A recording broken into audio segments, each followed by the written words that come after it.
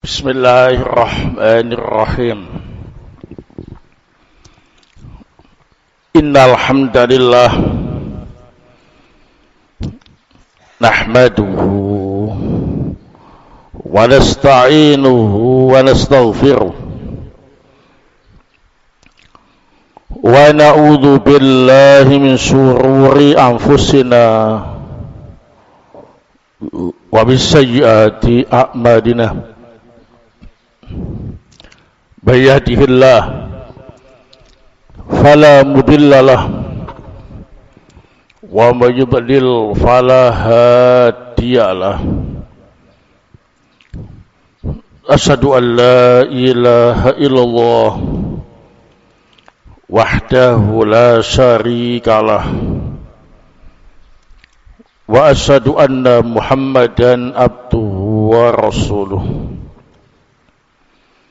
Ya ayyuhalladzina amanu taqullaha haqqa tuqatih wa la tamutunna illa wa antum muslimun. Ya ayyuhan nasu taqu rabbakum alladzi khalaqakum min nafsin wahidah wa khalaqa minha zawjaha wa batha minhuma rijalan katsiran wa nisaa'a wattaqullaha alladzi tasaaluna bihi wal arham innallaha kana 'alaikum raqiba. Ya ayyuhalladzina amanu taqullaha wa qulu qawlan sadida yuslih lakum a'malakum wa yaghfir lakum dhunubakum wa may yuti'illaha wa rasulahu faqad faza fawzan 'azima. Amma ba'd,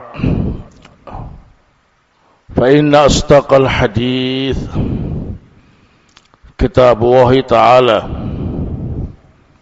wa khairal hadi hadi Muhammad sallallahu alaihi wa ala alihi wa sallam wa syarrul umuri muhdatsatuha wa kullu muhdatsatin bid'ah wa kullu bid'atin dhalalah wa kullu dhalalatin finnar. Ikhwan fillah, azakumullah. Alhamdulillah, puji dan syukur kita persembahkan hanya untuk Allah subhanahu wa ta'ala yang telah memberi kita limpahan nikmat dan karunia, nikmat lahir maupun nikmat batin. Semoga Allah ta'ala menjadikan kita termasuk abdan syakura, hamba yang pandai mensyukuri nikmatnya. Amin.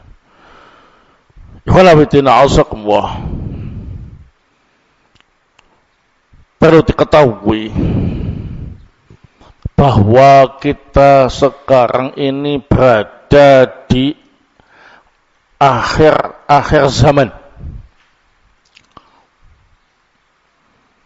yang sudah jauh dari masa kenabian, sehingga muncullah banyak kejelekan-kejelekan, banyak kerusakan, khususnya terkait dengan moral, etika, dan akhlak.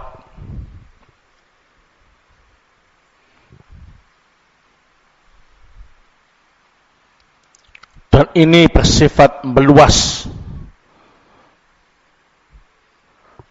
tidak hanya di kota, tetapi juga di desa.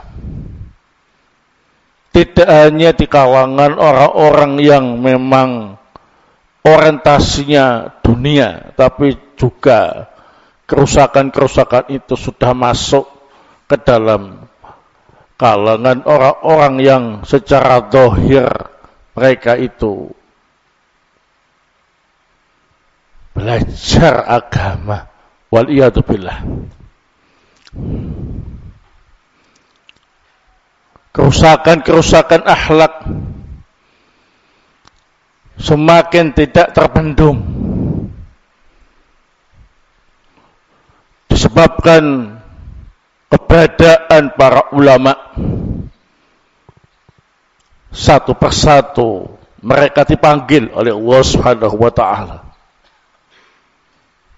Keberadaan para dai ilallah, satu persatu dari mereka telah tergeser oleh kepentingan-kepentingan hawa nafsu, sehingga tujuan utama untuk ikut serta memperbaiki keadaan umat menjadi tidak maksimal dikarenakan tendensi-tendensi dan tujuan-tujuan pribadi.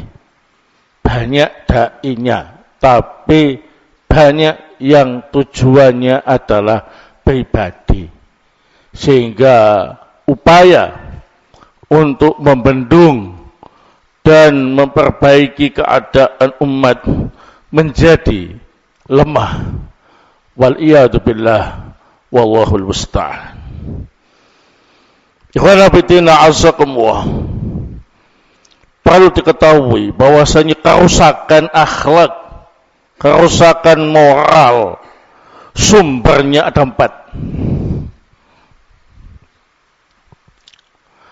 4 ini menjadi sumber utama terjadinya kerusakan akhlak, kerusakan moral.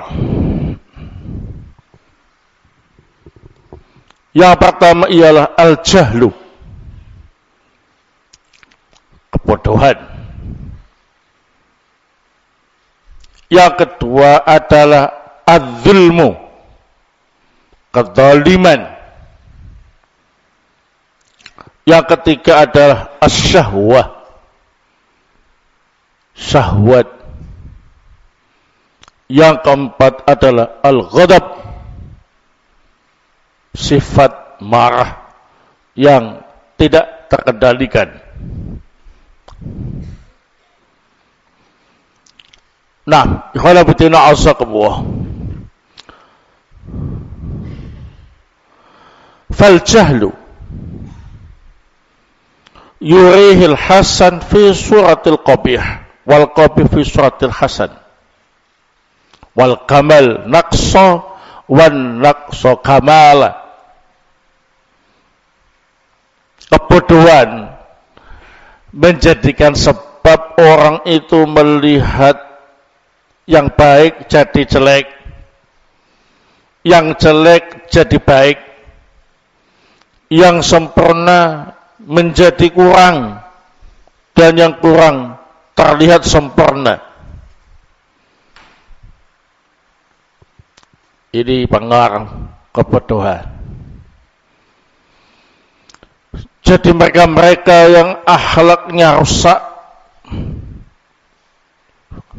karena kebodohannya itu menganggap apa yang mereka lakukan itu baik.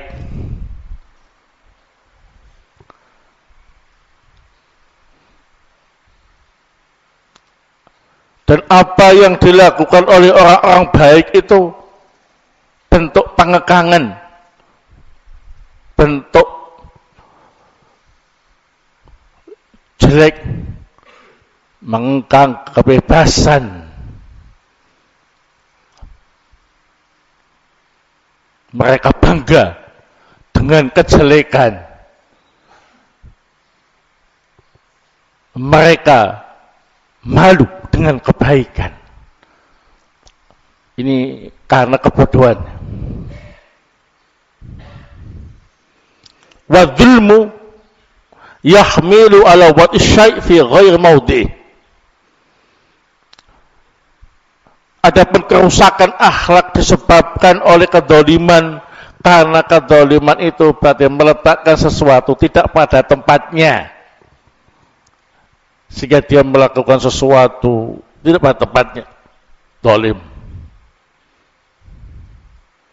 Kedzaliman terjadi menyebabkan rusaknya akhlak. Masya Allah. Wasyahwa tahmil al-harsi was-saf wal-bukhl wa adamul iffah. Sedangkan syahwat menyebabkan orang itu jadi rakus, serakah, bakhil, tidak menjaga kehormatan. Apapun yang penting enak, terjang, enggak peduli halal haram. Wal ghadab yahmilu al-kibar wal hikdi wal hasad wal udwan. Sedangkan kemarahan menjadi sebab orang itu sombong, dendam, hasad, dan menebar permusuhan.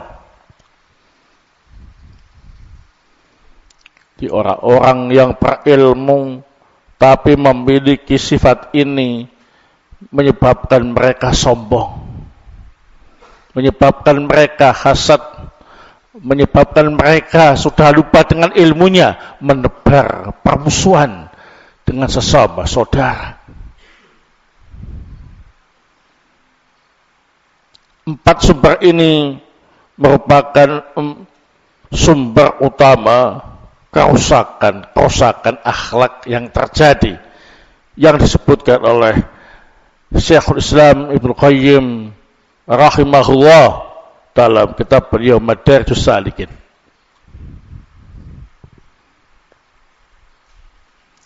Nah, jadi yang asalnya rajin sholat, ini usia TK, mulai bisa sholat, rajin sholat. Usia SD mulai males sholatnya. Usia SMP udah mulai bolong sholatnya. Usia SMA nggak sholat. Yang sudah nggak sekolah, ya selesai juga sholatnya. Ngaku muslim. Ini juga kerusakan yang sangat besar. Kita saksikan di mana-mana. Nggak cuma anak kecil, tapi juga orang dewasa, bahkan orang tua, dengan mudahnya meninggalkan sholat.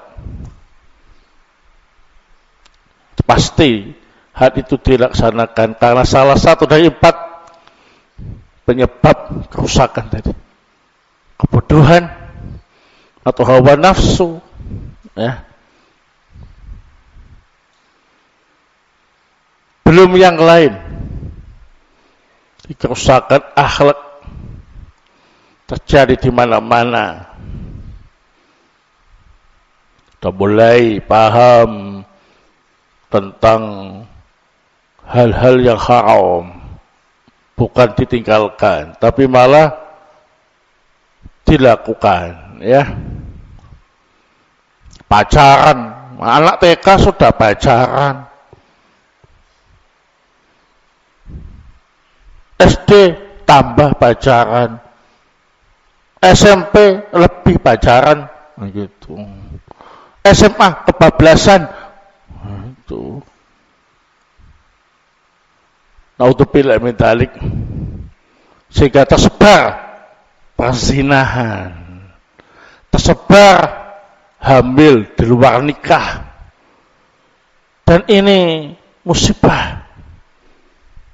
Yang melakukan tidak hanya orang-orang awam yang tidak mengerti agama, tapi justru sudah mulai masuk di kalangan orang-orang yang mengerti agama, tapi tidak mengamalkannya.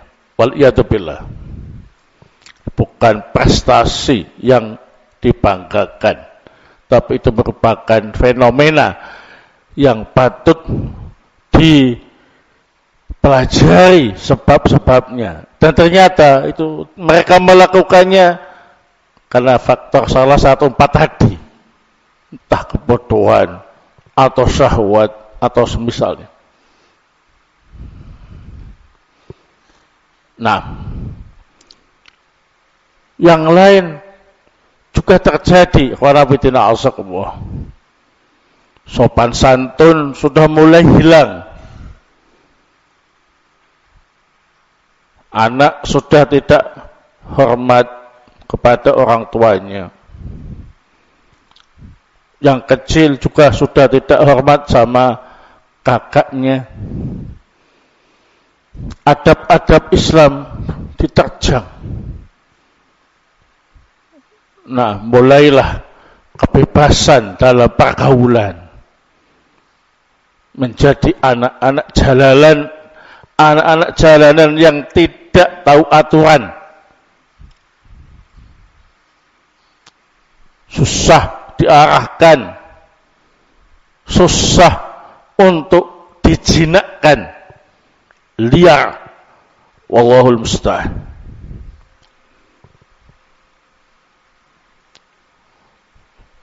Yang perempuan juga demikian. Sudah melepas hijabnya, sudah bosan dengan segala sesuatu yang tertutup. Mereka mulai buka-bukaan aurat. Mereka sudah mulai memamerkan kecantikannya. Malu di dunia nyata, tapi buka-bukaan di dunia maya. Nah, perempuan yang identik dengan rasa malu, hilang rasa malunya. Mereka bergaul bebas dengan laki-laki, dengan mengatasnamakan emansipasi. Allahul musta'an. Rusak. Ditambah parah lagi, mereka-mereka yang sudah mulai meninggalkan hal-hal itu, jenuh. Yang asalnya rajin belajar agama, futur. Mereka ingin seperti mereka yang bebas di sana. Tidak ada aturan yang mengikat. Waliyadzubillah. Rusak semua. Yang berjubah rusak, yang tidak berjubah rusak. Tapi jangan salahkan jubahnya, yang rusak orangnya. Nah, jubahnya bagus, tapi orangnya rusak. Barakallahu. Ini semua fenomena yang terjadi di tengah-tengah masyarakat, bahkan di tengah-tengah anak-anak kaum muslimin, wabil khusus di tengah-tengah salafiyin. Ini semua harus kita hadapi bersama, harus kita cari solusinya bersama, karena kita tidak ridha anak-anak kita yang sudah kita bina sejak kecil terseret arus. Kita berharap mereka bisa menjadi generasi-generasi yang tangguh, generasi-generasi yang memiliki dasar yang kuat, memiliki akhlak yang baik untuk bisa menjadi contoh di tengah-tengah masyarakat yang sudah semakin rusak tadi. Nah, ikhwan fillah a'azakumullah. Oleh sebab itulah kita harus memulai dari sekarang untuk melakukan kiat-kiat agar menjadi anak yang tangguh menghadapi bencana moral, bencana akhlak yang semakin rusak. Dan ini bukan hanya teori, tapi harus kita amalkan, kita upayakan dengan harapan Allah Subhanahu wa taala menjadikan kita dan anak-anak kita sebagai insan yang berakhlak mulia, berakidah kuat. Nah, ikhwan fillah a'azakumullah, ada banyak kiat yang harus dilakukan agar kita bisa tangguh dalam menghadapi kerusakan akhlak atau moral. Ini dibutuhkan kerjasama antara anak, orang tua, dan para pendidik yang memang masih berada di garis lurus, garis istiqomah, ingin perbaikan. Barakallahu fikum. Di antara kiat yang harus kita lakukan, yang pertama,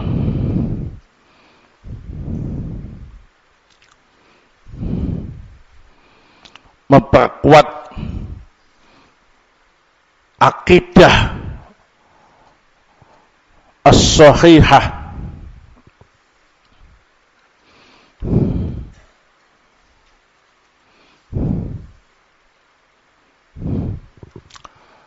nah,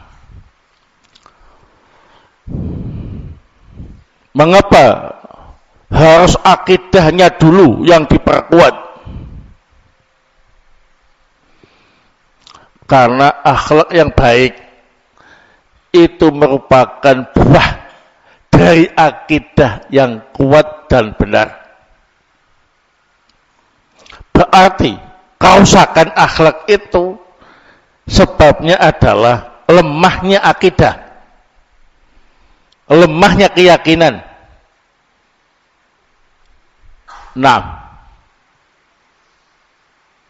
Nabi Shallallahu Alaihi Wasallam, beliau telah bersabda dalam hadis yang masyhur riwayat Imam Ahmad, disahihkan oleh Al-Albani.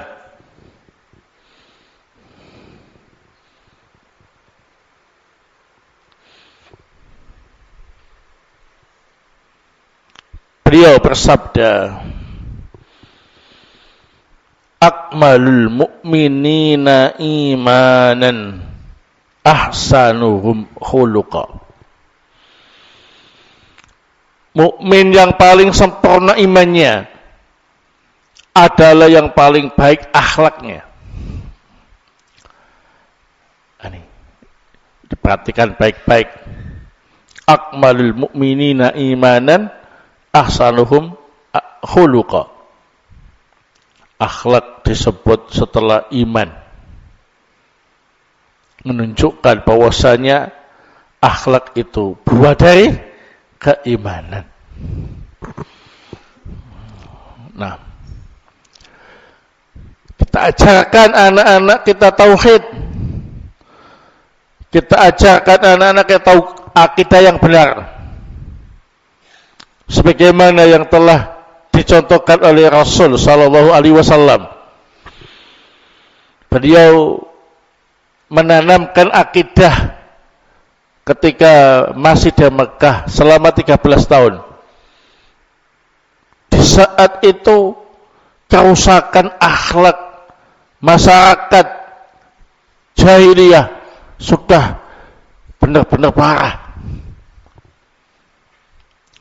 Tapi Rasulullah SAW memulai dengan sesuatu yang sangat mendasar, yakni tashihul akidah,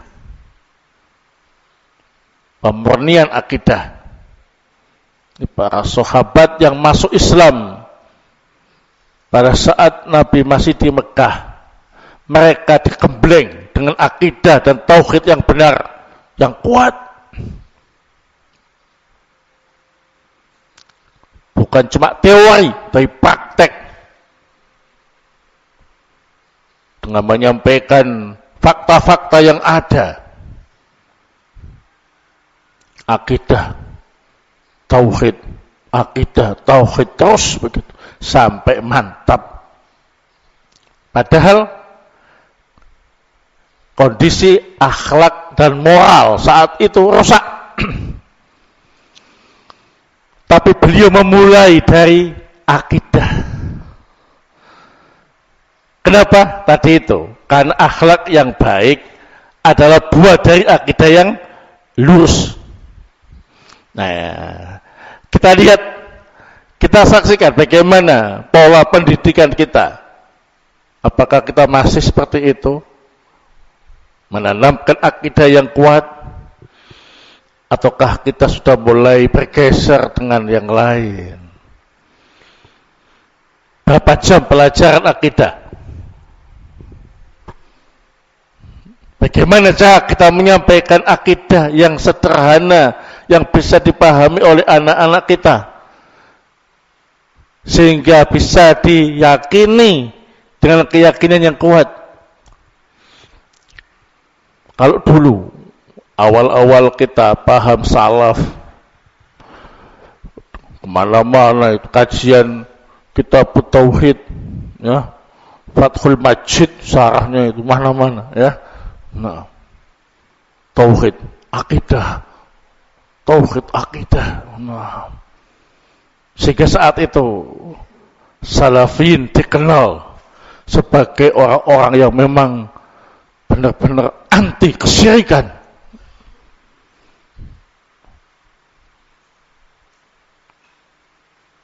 Kuat. Nah, coba bayangkan kalau itu terjadi saat ini. Masya Allah, bagus. Tapi ternyata faktanya, ini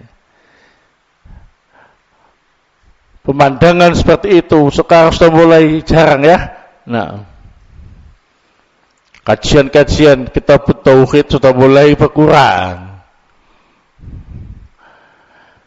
Tema-tema dakwah, ya, mohon maaf, ya, bukan berarti nggak baik, baik saja, ya. Nah, coba masalah tauhid sudah mulai banyak berkurang. Nah,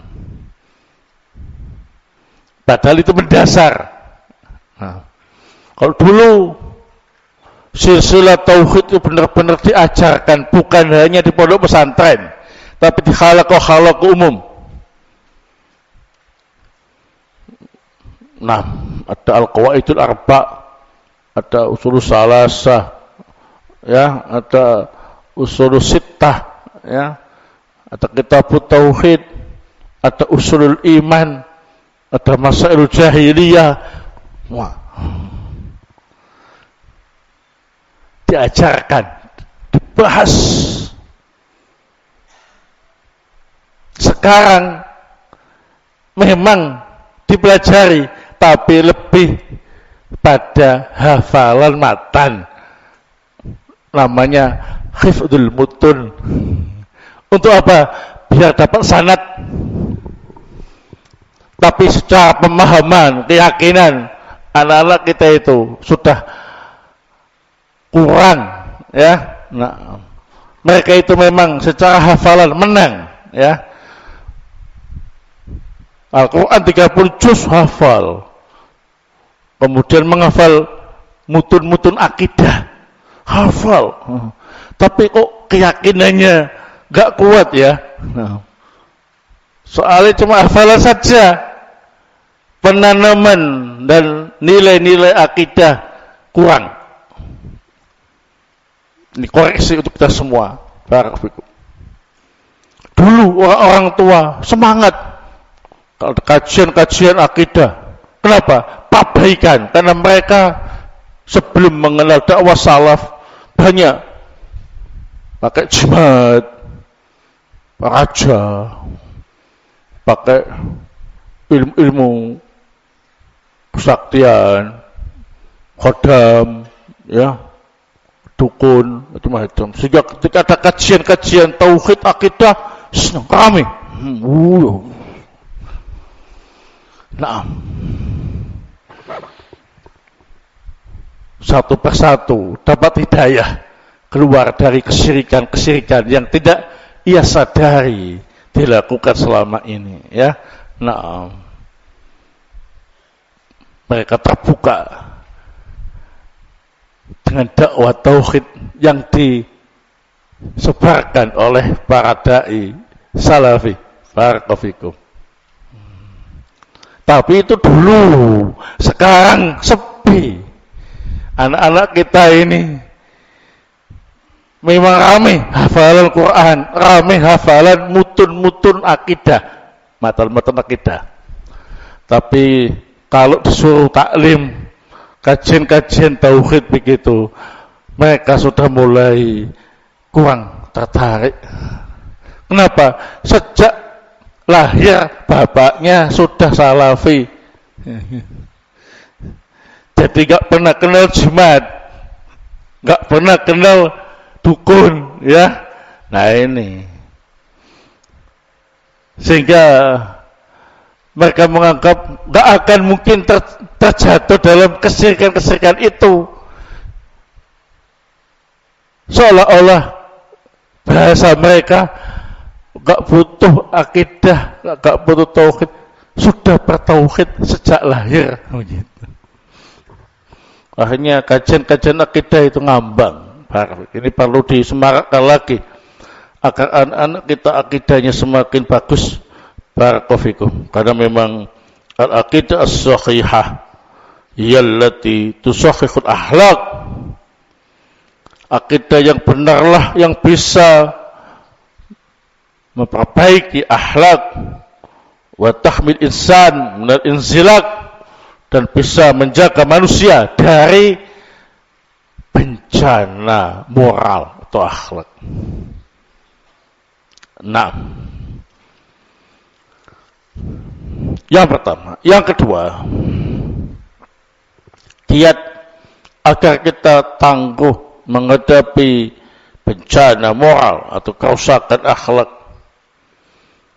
ialah al-mujahadah.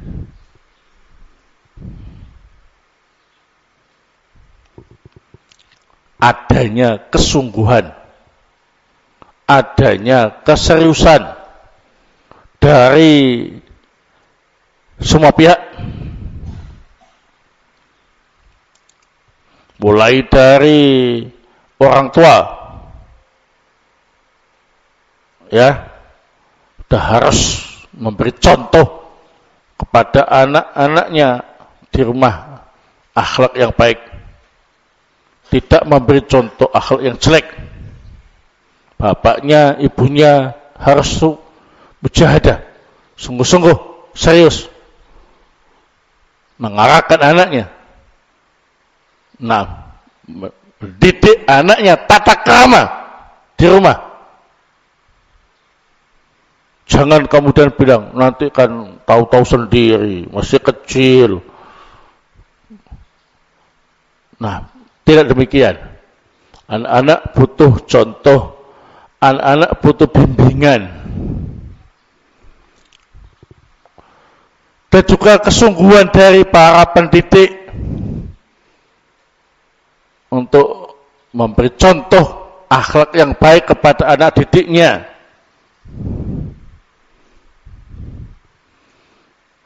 Untuk mengarahkan anak didiknya, tidak membiarkan mereka liar, tidak membiarkan mereka bebas, mengarahkan dengan kelemah lembutan, dengan ilmu dan bijaksana. Anak-anak juga demikian, harus punya niat untuk memperbaiki kualitas adabnya, berusaha menjadi santri-santri yang beradab, santri-santri yang berakhlak mulia, yang berbudi luhur, yang beretika. Dan ini yang ditegaskan dan ditekankan oleh salaf kita. Mahlad Ibnu Husain berkata kepada Ibnu Mubarak. Nah, Ibnu Mubarak ahlul hadis, ulama yang biasa mengajari santrinya ilmu hadis. Mahlad Ibnu Husain berkata kepada Ibnu Mubarak, "Nahnu ila kathirin minal adab akhwaj minna ila kathirin minal hadis." Wahai Ibnu Mubarak, kita sekarang ini lebih butuh banyak untuk mengajarkan adab daripada mengajarkan banyak hadis.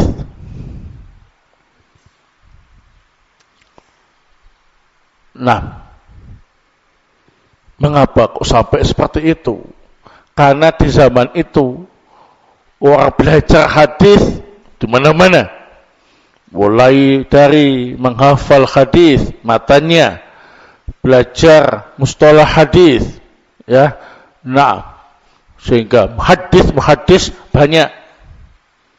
Tapi fenomena yang terjadi, adabnya itu kurang bagus, sopan santunnya kurang bagus, akhlaknya juga begitu kurang terpuji. Di antara yang hafal hadis sama yang tidak sama saja, ya. Nah, sehingga para ulama di saat itu, di zaman itu, mereka benar-benar prihatin. Mereka benar-benar mengkhawatirkan keadaan anak-anak mereka yang hanya fokus pada hafalan hadis, hafalan sanad, tidak memperhatikan tingkah laku, adab dan akhlaknya. Nah, sehingga Mahlad Ibn Husain sampai berkata kepada Ibnu Barak sebagai bentuk keprihatinan, ya, curhat, nahnu ila kathir minal adab ahwaju minna ila kathir minal hadis. Kita sekarang lebih membutuhkan banyak tentang adab lebih daripada banyak hadis, ya. Nah, sekarang ini faktanya anak-anak kita yang hafal Quran banyak, Masya Allah, bahkan rame-rame mencari sanad. Ditambah lagi tadi itu hifdzul mutun, ya, banyak rame-rame mencari sanad. Nah, tapi perbaikan adab, perbaikan akhlak kurang. Barakallahu, sehingga butuh kesungguhan, ya, dari orang tua, dari pendidik, ya, dan juga dari para santri sendiri, anak-anak yang ingin jadi anak yang baik. Barakallahu, mujahadah, dan siapa saja yang bersungguh-sungguh memperbaiki akhlaknya, moralnya, adabnya, maka Allah Ta'ala akan memberi hidayah dan kemudahan untuk bisa menempuh jalannya. Allah Ta'ala berfirman dalam surah Al-Ankabut ayat 69, walladzina jahadu fina lanahdiyannahum subulana wa innallaha lama'al muhsinin. Orang-orang yang bersungguh-sungguh di jalan kami akan menunjukkan mereka jalan kami, dan sesungguhnya Allah bersama orang-orang yang berbuat baik. Nah, kata pepatah, man jadda wajada. Ya, siapa yang sungguh-sungguh, dia akan apa ini? Mendapatkan cita-citanya. Baik.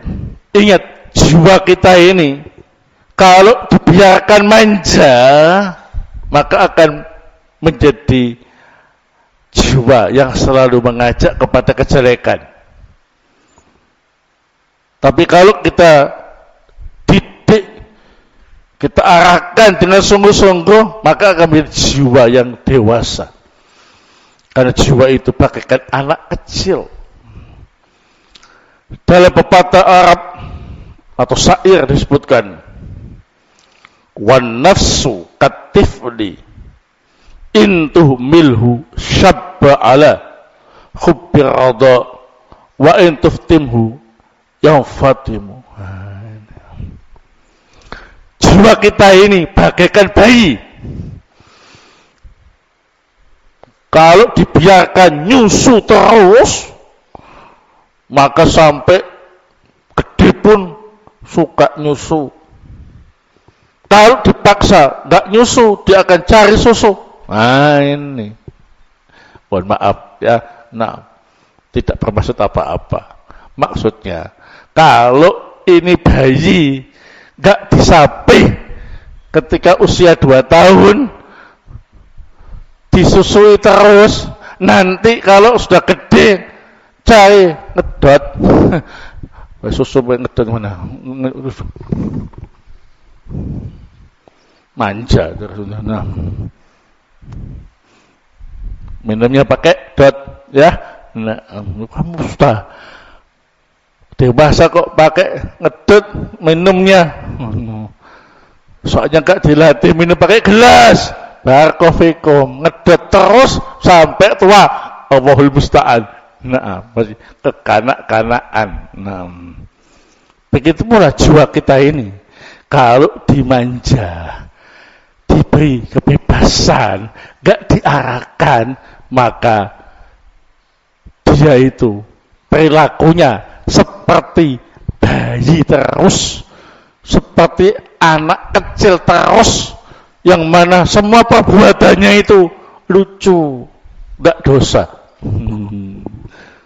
Kalau ada bayi ya ngambil barang kita, masih bayi, merangkak ngambil kita, marah apa enggak? Enggak marah, lucu. Barangku diambil sambil merangkak ya kan, gitu. Nah, jiwa yang diberi kebebasan nanti sampai gede ngambil barangnya orang, dikiranya seperti dulu orang memperlakukan ketika dia masih bayi. Enggak lucu lagi, tempelen. Jadi mungkin anak-anak kita ini melakukan pelanggaran-pelanggaran syariat, merasa masih bayi, jadi melakukannya itu enggak dosa. Nah, karena masih bayi terus, padahal jenggotnya sudah panjang, kok bayi terus mas? Nah, karena sejak kecil dibebaskan oleh orang tuanya, diumbar, nggak tahu aturan, ya, nah, nggak pernah dilarang, apapun yang dilakukan nggak dilarang, maka semakin besar, semakin terbiasa, bebas-bebasan. Nah, jadi harus apa ini? Ada mujahadah, kesungguhan dari semua pihak. Nah, siapa yang bersungguh-sungguh akan dimudahkan oleh Allah Subhanahu wa taala merubah kebiasaan-kebiasaannya yang jelek menjadi baik. Kemudian ikhwan fillah azakumullah, yang ketiga,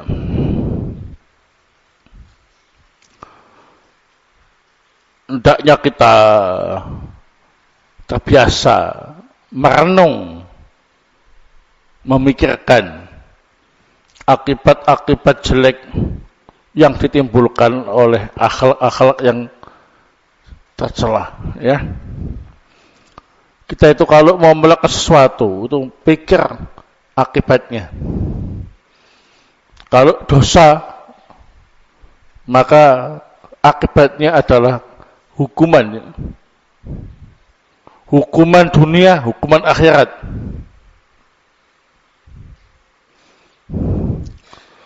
Nah,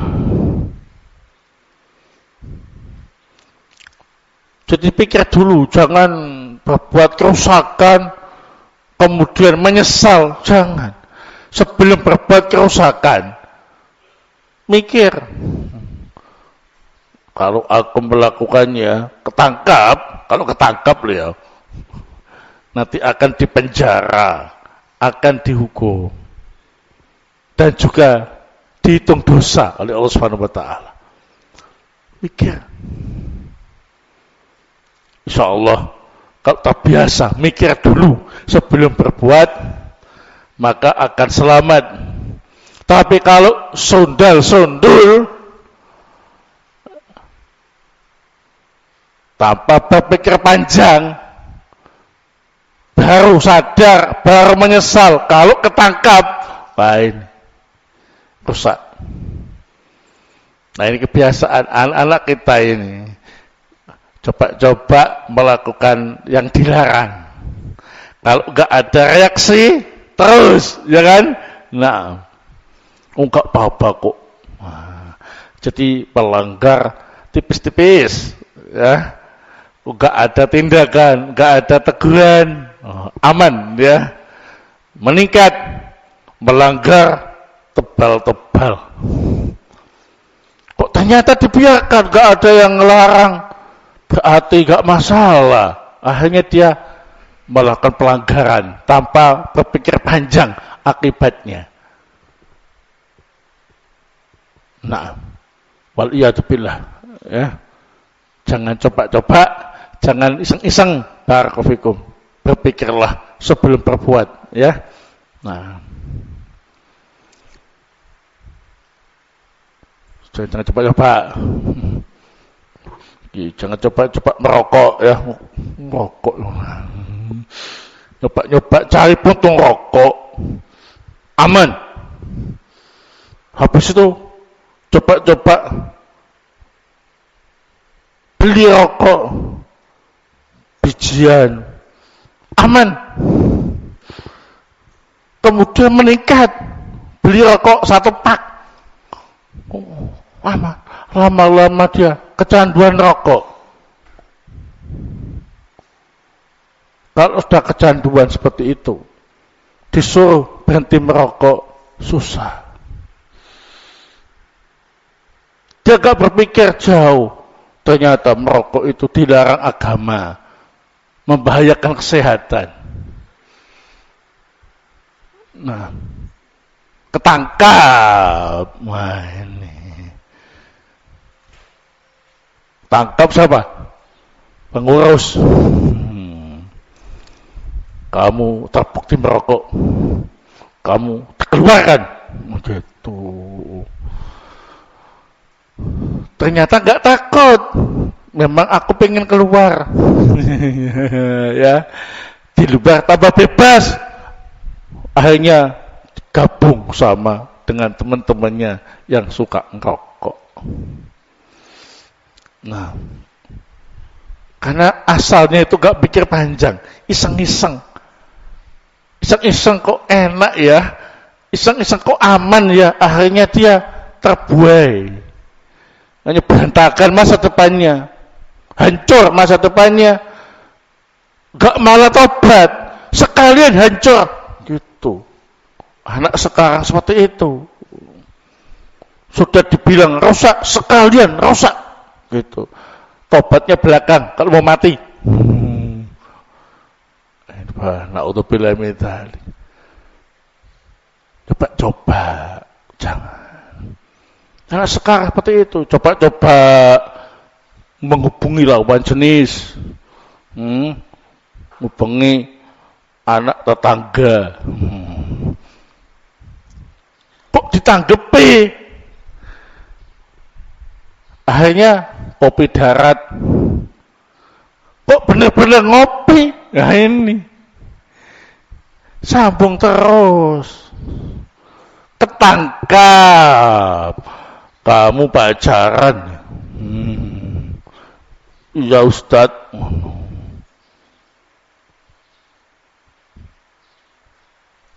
Kamu dikeluarkan. Siap Ustadz. Nggak takut. Tambah senang. Bisa bebas kontak dengan gadisnya. Nggak pikir panjang dia. Nggak pikir panjang. Tambah lama tambah dekat. Terjadilah apa yang terjadi. Dia sudah lupa diri. Na'udzubillah min dzalik. Akhirnya terpaksa harus menikah. Orang tuanya bilang, masih bau kencur nikah. Nah, kamu kasih makan apa istrimu nanti? Nah, tapi bi apa? Nah, nggak direstui. Akhirnya kabur, bawa gadisnya tadi. Ternyata dicegat di pinggir jalan. Itu pacarku. Kamu punya dia? Hah? Gitu. Stres. Patah hati. Akhirnya stres.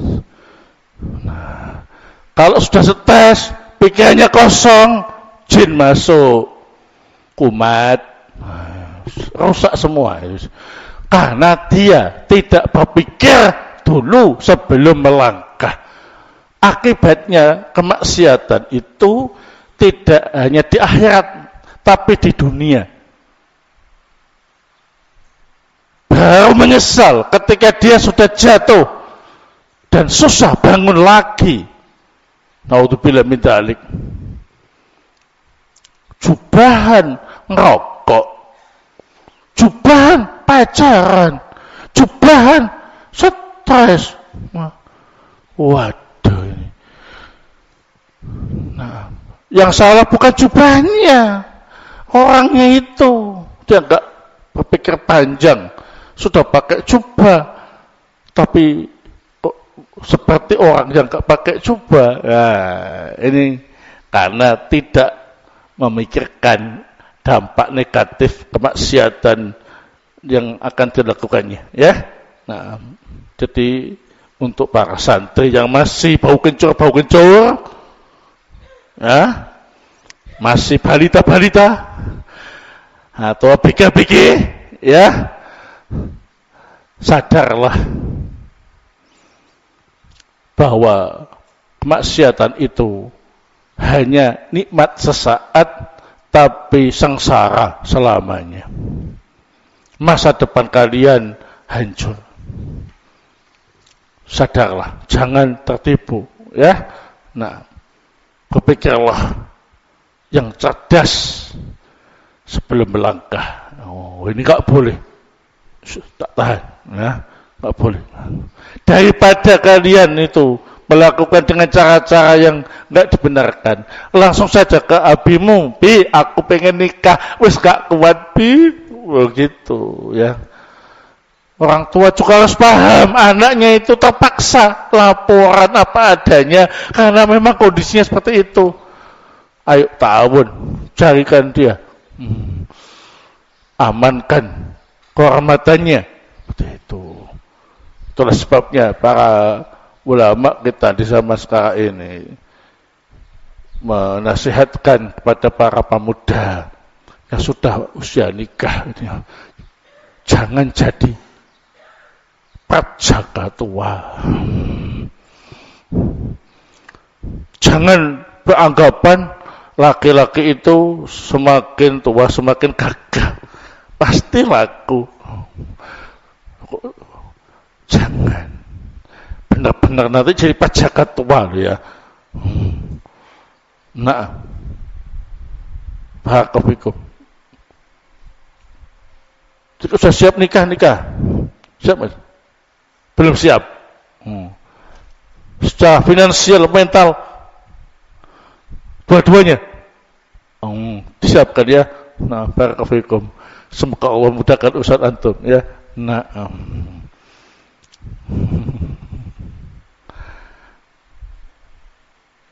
baik. Nah, dulu saja banyak ya yang nikah usia muda. Kenapa? Ya, menikah itu salah satu solusi yang tepat di zaman di mana banyak kerusakan-kerusakan moral dan akhlak. Rusak pemuda-pemudinya ya. Maka nikah solusi. Nah, yang masih di bawah umur bagaimana? Puasa ya. Nah, gak kuat puasa Ustaz. Puasa gak kuat, uang gak punya, masih di bawah umur, berarti nafsumu terlalu tinggi, sahabatmu terlalu besar ya. Nah, suntik ya. Nah, ini harus dikarantina, jangan dibebaskan. Orang tua harus waspada. Ini anaknya hiper, ya. Jangan dibiarkan keliaran, bahaya. Bisa jadi temannya, jadi mangsanya. Allah musta'an. Ini yang terjadi, kerusakan-kerusakan. Asalnya itu iseng-iseng, usil-usil, terus terjadi. penyimpangan-penyimpangan yang tidak sebagaimana mestinya karena kita lengah. Ya, kita berpikir sebelum melanggar penting. Berpikir cerdas sebelum berbuat itu penting. Bahwa akibat kemaksiatan itu adalah kehancuran dan kebinasaan untuk masa depan kita di dunia wal akhirah. Sehingga jangan coba-coba. Nah, Masya Allah. Kemudian ikhwan fillah a'azakumullah, termasuk yang harus kita lakukan agar tangguh dalam menghadapi bencana moral dan akhlak tadi adalah as-sabr, menerapkan kesabaran. Nah, sabarlah, sabar ya. Nah, jangan ikut-ikutan rusak ya. Walaupun yang rusak banyak, sabar. Nah, dunia sementara, sabar. Apa sabar itu? Menahan diri, tidak menerjang larangan-larangan ya. Nah, bagaimana supaya bisa sabar? Maka harus dilatih. Kalau orang terlatih sabar, maka akan sabar. Tapi kalau terlatih tidak sabar, maka mudah jatuh.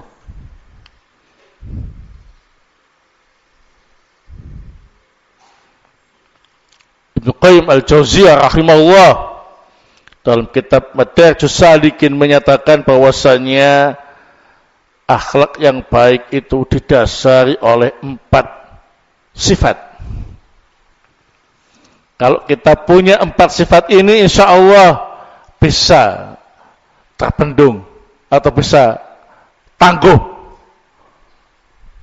menghadapi kerusakan-kerusakan akhlak tadi. Yang pertama ialah as-sabr, sabar. Ini bukan teori saja, diterapkan ya, sabar. Yang kedua ialah al-iffah, menjaga kehormatan diri. Yang ketiga as-syaja'ah, keberanian. Dan yang keempat adalah al-adl, keadilan. Sabar berarti kita harus menahan diri, tahan, pegang erat-erat tiang rumahmu ya, jangan ikut arus. Iffah, jaga kehormatanmu, jangan engkau jatuhkan harga dirimu dengan melakukan perbuatan-perbuatan yang dilarang. Syaja'ah, kamu harus bermental berani mengatakan tidak kepada kemungkaran-kemungkaran. Berani bilang kepada temanmu, saya tidak mau, ketika diajak melakukan kemaksiatan. Berani melawan siapa saja yang mengajakmu berbuat kemungkaran. Nah, dan yang keempat ialah adil. Barakallahu, tidak zalim ya. Ini jika 4 ini kita miliki, maka akan terbentuk karakter yang baik pada diri kita dan bisa membendung arus negatif, bisa tangguh dalam menghadapi kerusakan-kerusakan akhlak dan moral.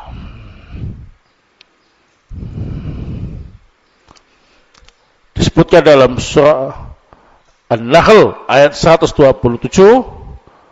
wasbir, dan bersabarlah, wa ma sabruka illa billah, dan tidaklah engkau sabar kecuali dengan pertolongan dari Allah Subhanahu wa taala. Nah, jadi orang yang sabar itu benar-benar orang yang mendapat pertolongan dari Allah Subhanahu wa taala. Tanpa pertolongan Allah, kita enggak mungkin bisa sabar ya. Kemudian ikhwan fillah azakumullah, termasuk yang harus kita lakukan agar tangguh menghadapi bencana-bencana moral dan akhlak, musahabatul akhyar, berteman dengan orang-orang pilihan, orang yang baik. Walaupun cuma satu temannya, ya, harus berani memutuskan berteman hanya dengan orang-orang pilihan, musahabatul akhyar. Soalnya kalau kita sendirian, memang kekuatannya itu Senin Kemis, ya, sekarang kuat, besok gak kuat, ya. Harus ada teman, ya, yang memotivasi, yang mengingatkan supaya dia tidak terseret arus. Dan teman ini harus teman-teman yang baik, teman-teman pilihan yang soleh, naam, yang bertakwa kepada Allah Subhanahu wa taala.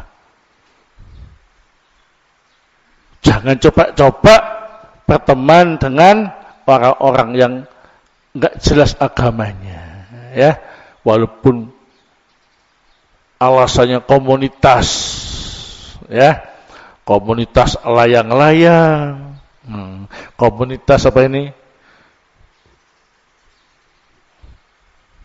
Apa? Komunitas yang lain, ya. Apalagi komunitas kopi. Wah, ini kalau kalian menjalin persahabatan dengan ahlul qahwah, orang yang suka ngopi, yang ngopinya itu di kafe-kafe, wah ini sama saja kalian itu menjatuhkan diri dalam kebinasaan. Gak akan bisa mempengaruhi mereka. Kita yang akan terpengaruh, ya. Nah, memang kita harus sabar berteman dengan orang-orang soleh. Soal kerjanya itu ibadah, baca Quran, sholat, puasa, taklim. Nah, memang harus sabar berteman dengan orang seperti itu, ya. Nah, tapi akibatnya baik. Akibatnya baik. Ingat, sendirian itu lemah, sehingga harus cari teman yang soleh agar bisa kuat. Serigala itu mengincar domba yang sendirian.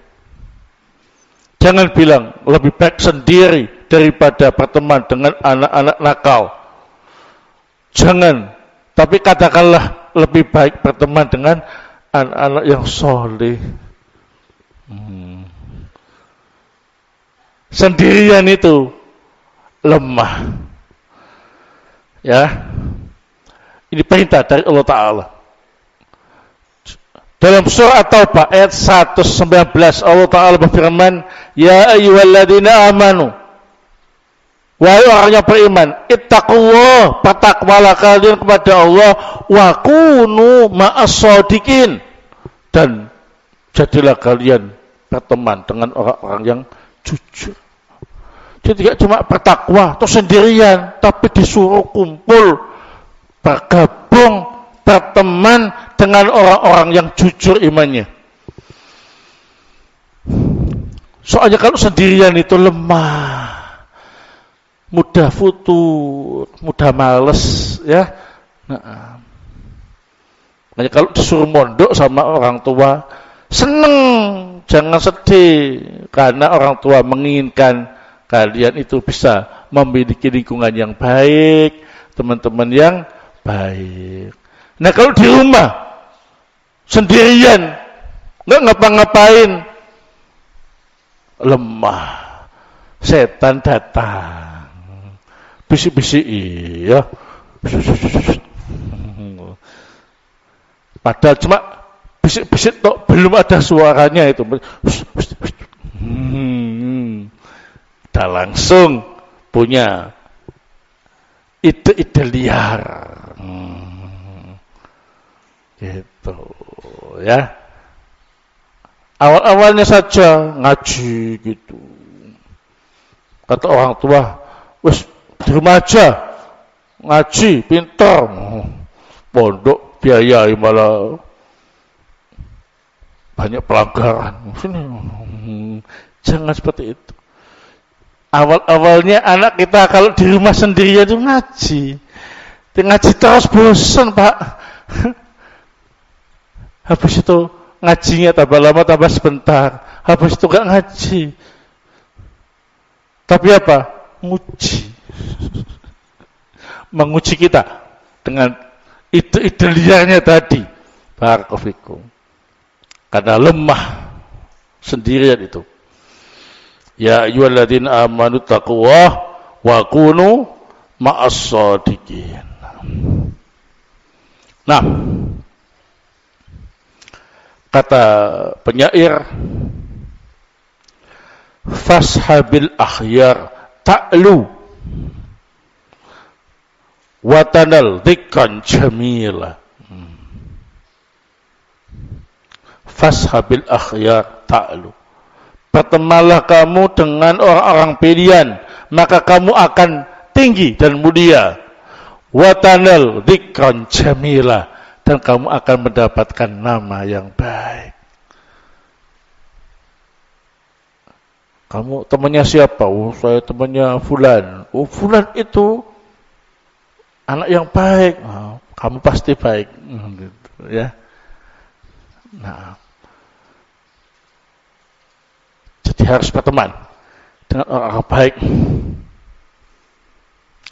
Ibnu Jauzi rahimahullah, ulama yang berpengalaman menangani orang-orang yang futur, ulama yang berpengalaman menangani para penjahat, pendosa,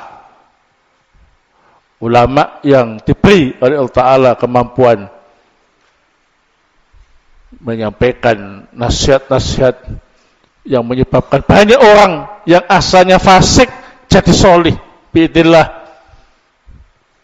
Ibnu Jauzi rahimahullah, beliau berdasarkan pengalamannya menyatakan, ma ra'aitu aktsara adza lil mu'min min mukhalatati man la yasluh.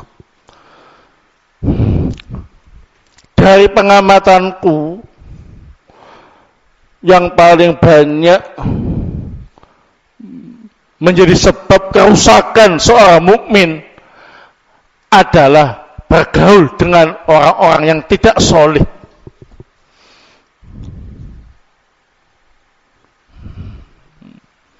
Ya, ma ra'aitu aktsara adza lil mu'min min mukhalatati man la yasluh. Berdasarkan pengamatanku, kebanyakan yang merusak seorang mukmin adalah karena bergaul dengan orang yang tidak soleh.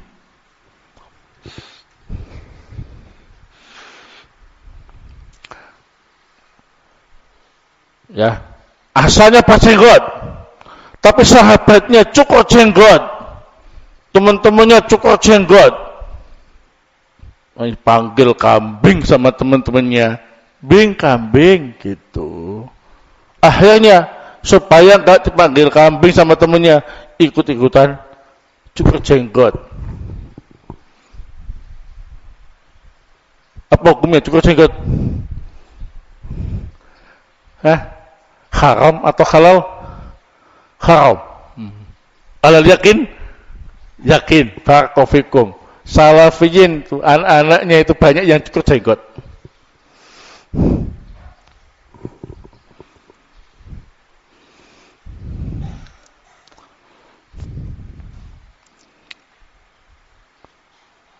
Fenomena santri-santri pondok cukur jenggot banyak.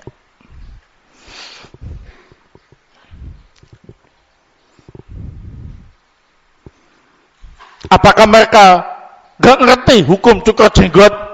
Ngerti? Karena ternyata mereka suka bergaul dengan anak-anak muda yang cukur jenggot. Atau yang memang gak tumbuh jenggot. Negara mana yang gak tumbuh jenggotnya? Korea. Ada gak orang Korea asli yang jenggotan?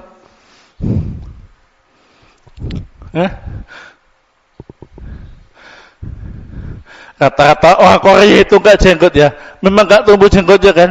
Nah, memang tabiatnya mereka itu bukan cukur jenggot, memang jenggotnya gak tumbuh. Lain kalau orang Arab itu rata-rata berjenggot. Kalau ada orang Arab kok gak jenggotan, mesti cukur jenggot ini. Ya kan? Nah, kalau orang Jawa tergantung ke Araban apa ke Korea-Koreaan. Kalau ke Arab-Araban jenggotnya lebat. Tapi kalau ke Korea-Koreaan gak ada jenggot Nah, atau cukur jenggot. Asalnya saya itu gak percaya kalau ada santri yang cukur jenggot itu. Nah, wong sudah jelas hukumnya. Dia itu santrinya salafiyin kok. Nah, cukur jenggot. Astagfirullahaladzim. Usut punya usut, ternyata terpengaruh dengan temannya yang ke Korea-Koreaan itu, atau yang pengen mirip Korea. Naudzubillah min dzalik. Ini benar-benar sangat dahsyat pengaruhnya berteman dengan orang yang tidak solih, dan itu sudah dinyatakan sendiri oleh Ibnu Jauzi rahimahullah. Beliau ini memang ulama ahli di bidang itu, menangani anak-anak yang bermasalah, orang-orang yang terjatuh dalam lembah kemaksiatan, ya. Nah, beliau dengan hikmahnya, pengalamannya itu mengajak kembali, dan dengan izin Allah banyak yang taubat.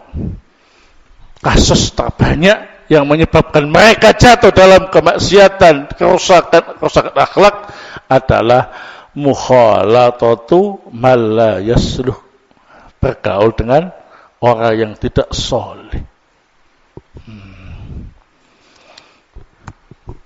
Nah,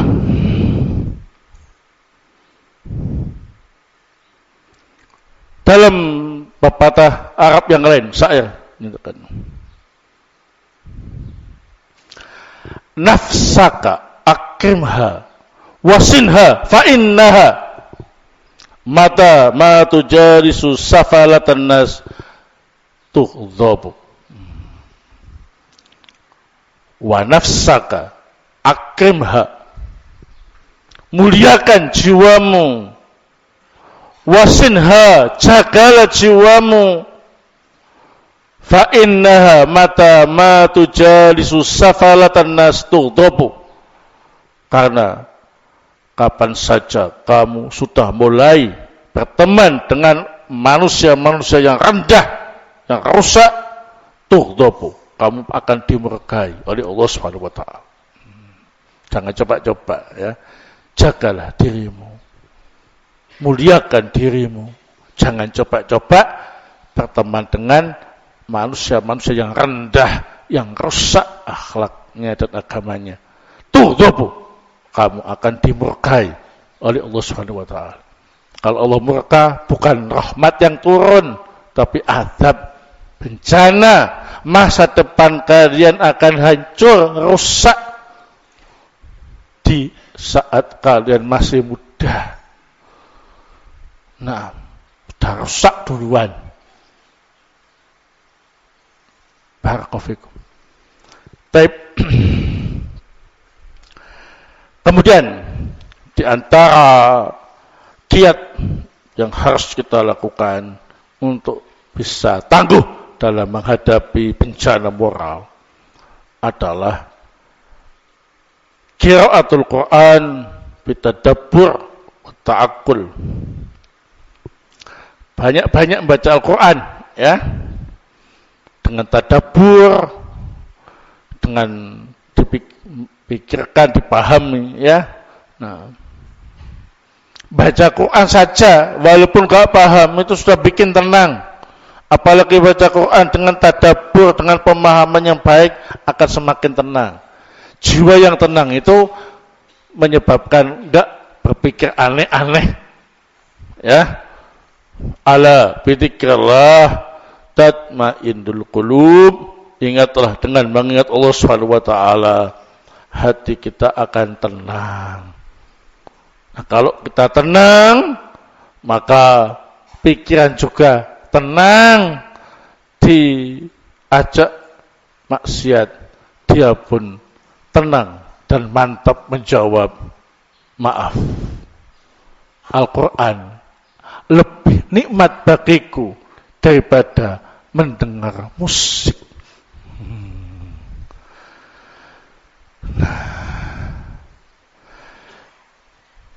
Mengapa orang kok suka mendengar musik?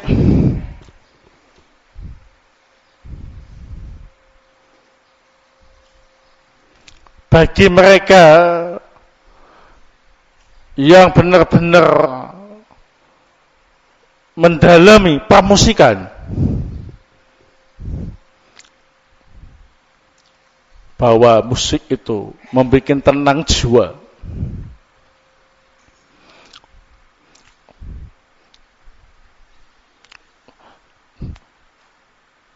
Jadi ngopi sambil dengar musik, mancing sambil dengar musik, makan sambil dengar musik, ya, bersih-bersih rumah sambil dengar musik, ya, katanya atine tentram.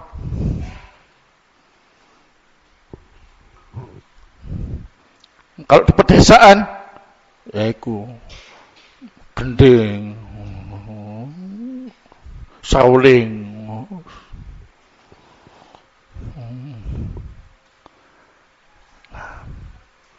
Ternyata setelah dipelajari oleh dokter saraf, ini saya dapat informasi dari orang yang terpercaya,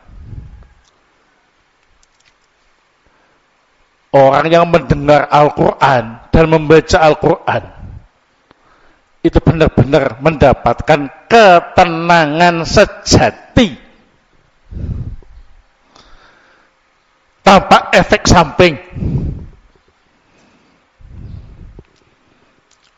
Baca Quran, mendengar Quran itu bisa merangsang saraf-saraf kita melalui pendengaran tadi naik ke saraf-saraf otak,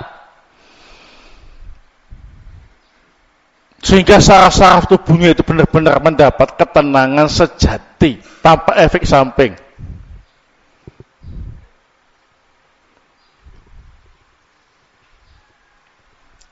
Sedangkan mendengar musik ternyata itu hanya menimbulkan kesenangan sesaat dengan menimbulkan efek samping kerusakan saraf.